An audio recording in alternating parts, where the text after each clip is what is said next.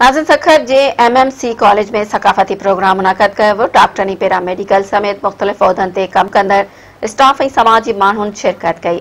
ॾिसो था फरीद सूमरो जी हे रिपोर्ट। सखर जे गुलाम Mohammad medical college पारां ثقافتي ॾियारे मल्हाइण लाइ हिकु पुरवकार तकरीब रखी वई। तकरीब में डॉक्टरनि पैरामेडिकल स्टाफ समेत समाजी अॻवाननि ऐं महिमाननि भरपूर शिरकत कई।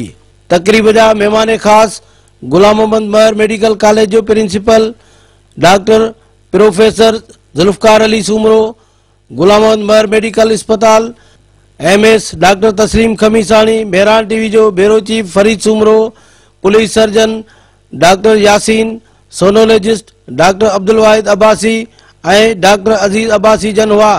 इन मौके ते आयल महिमाननि खे अजरक ऐं टोपी जा तोहफ़ा पेश कया विया।